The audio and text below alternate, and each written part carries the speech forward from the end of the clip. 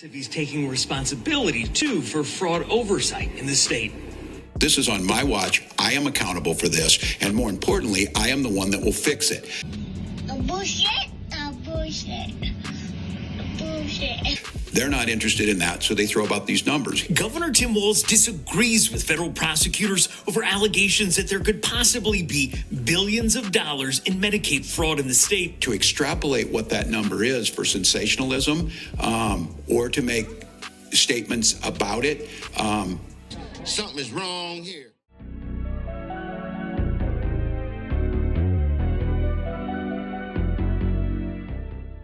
Welcome to Male Reality Lessons, where topics are reviewed and discussed as iron sharpens iron.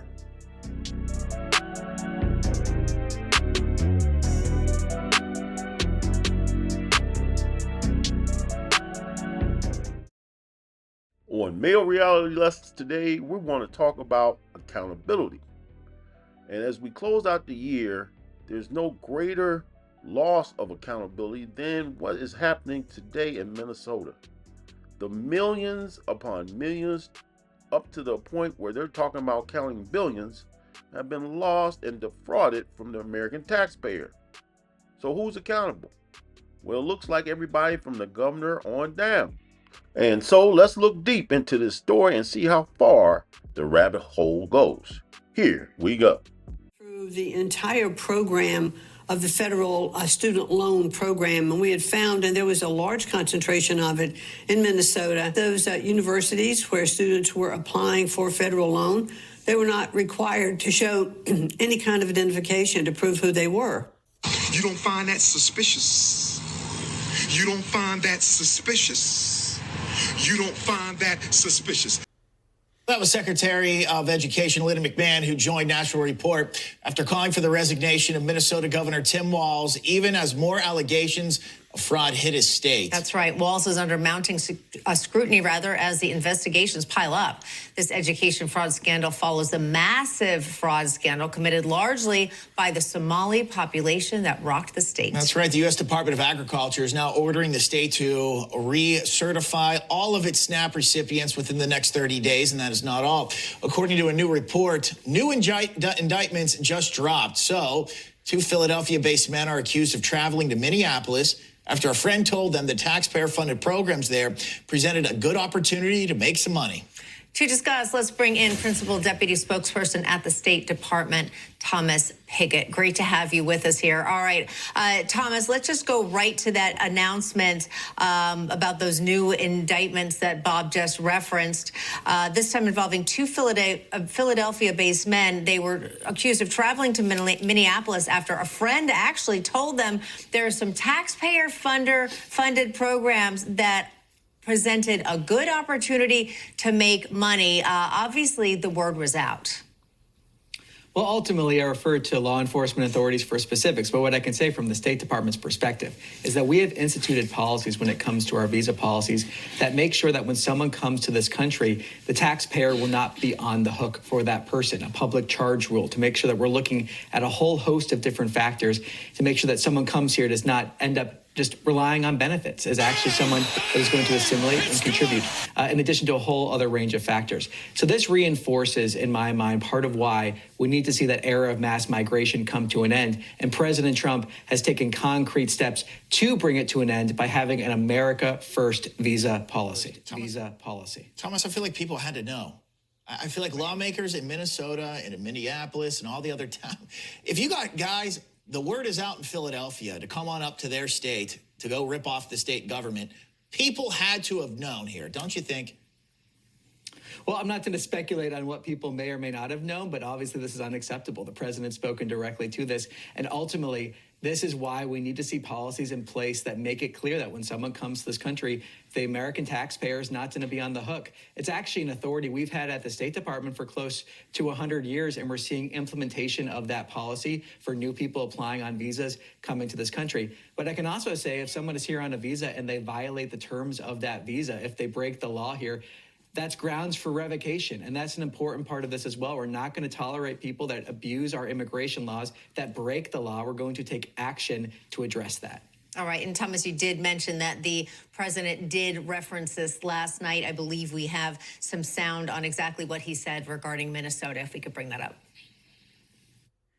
Look at Minnesota, where Somalians have taken over the economics of the state and have stolen billions and billions of dollars from Minnesota and indeed from the United States of America. And we're going to put an end to it. Your reaction, Thomas? Well, that was part of that speech talking about all of the promises that the president has made. And it really was an historic speech because he made the promises and he's following through on them. It's promises made, promises kept. And the fundamental tenet of that speech, I believe, was America first. America first. Common sense policies to say we're not going to have people in this country that break our laws, that abuse our systems, that attack our country, that undermine our national security. We're having a whole of government approach to put the American people first. That's exactly what President Trump promised to. That's exactly what he's done. And that speech last night outlined so clearly how he is living through on all of those promises. If you're enjoying the video, please take a moment to like, share, and subscribe to Mayo Reality Lessons. If he's taking responsibility, too, for fraud oversight in the state. This is on my watch. I am accountable for this. And more importantly, I am the one that will fix it. Bullshit. Bullshit. Bullshit. They're not interested in that, so they throw about these numbers. Governor Tim Walz disagrees with federal prosecutors over allegations that there could possibly be billions of dollars in Medicaid fraud in the state. To extrapolate what that number is for sensationalism or to make statements about it, it doesn't really help us. Half or possibly more of the $18 billion billed by providers in 14 state-run programs since 2018, the U.S. Attorney's Office says could have been obtained by fraudulent means. I don't make these generalizations in a hasty way, so when I say a significant amount, I'm talking on the order of half or more, but we'll see.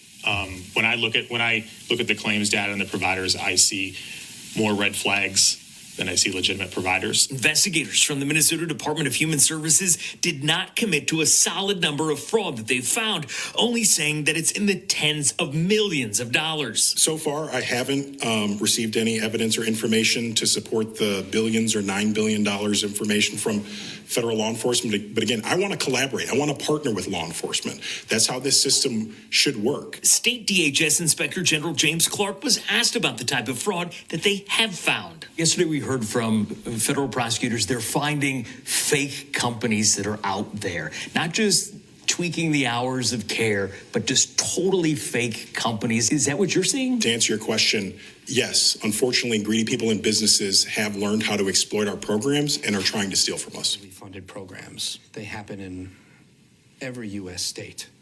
What happened here in Minnesota that allowed this fraud to materialize, to metastasize? It appears that the people at the highest levels of responsibility in the government of the state of Minnesota looked the other way. Meanwhile, continue this conversation here because also today the U.S. Attorney's Office netted a guilty plea from a defendant who admitted to her role in a combination of fraud schemes. So let's bring in Fox 9's Paul Bloom now with a closer look at her particular case. And Paul, this woman told a federal judge how she defrauded multiple programs out of millions of taxpayer dollars. So explain this case. Yeah.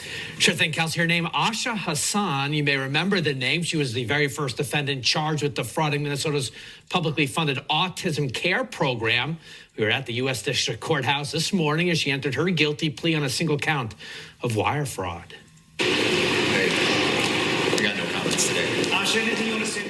She and her attorneys here would not comment on the case, but I do want to break it down for you. Hassan owned a business here known as Smart Therapy LLC. She pleaded guilty in 2 schemes, not just the autism care or EIDBI program, but also she admitted her role in the massive Feeding Our Future child nutrition fraud, in total taking in some $14 million in Medicaid funds, another $450,000 supposedly earmarked to feed hungry children. Prosecutors point out she sent hundreds of thousands of dollars out of this country to Kenya. Oh, hell no! To purchase real estate in her own name. So, Paul, any idea how many of the charged defendants were involved in multiple schemes like Hassan? Great question. Kelsey, U.S. Attorney's Office mentioned about 24 or so Feeding Our Future defendants who are also receiving funding for their supposed autism clinics. And that's how these folks like Hassan got caught. In Hassan's case, her guilty plea includes restitution of nearly $16 million that she owes to the United States government. Lead prosecutor there, Joe Thompson, was asked what the odds are of collecting such a significant amount. Well, it depends. It's defendant by defendant. We seize assets from many people. If they have money in bank accounts, we're very aggressive in seizing those funds. If they purchase real estate, especially if they purchase it without financing, we're very aggressive in getting that property back, and we can liquidate it and use to pay off. In the Feeding Our Future case, for example, I think we're somewhere between $60 and $70 million that we've recovered. About $30 million of that is cash or liquid money seized from bank accounts. The rest is a combination of real estate and cars. Just some massive numbers being thrown around by Joe Thompson there. Hassan's guilty plea includes a potential prison sentence of about 70 to 87 months, or somewhere in the neighborhood of 5 to 8 years behind bars. The judge has the ultimate say. He did allow Ms. Hassan to remain free and out of custody until she is formally sentenced coming up at a later date. You can't make this shit up. You can't make this shit up. Yeah, I heard it. In my opinion, it's a slap in the face to all those who are quote-unquote foundational Americans, as well as those who came through the immigration process the right way. We need accountability with respect to immigration and vetting people who truly want to be here and align with the country that they chose to immigrate to, not just be here to take advantage of what we have to offer, and as well as accountability to those who we elect in the highest offices. If they're not held accountable, then we're only going to be fodder for those who come to kill, steal, and destroy. But I want to hear from you in the comment section. Give me your thoughts and opinions on this topic, as well as any other topic here on Male Reality Lessons. Please take advantage of some other videos here on the channel. It'll do you good. And as always, have a nice day.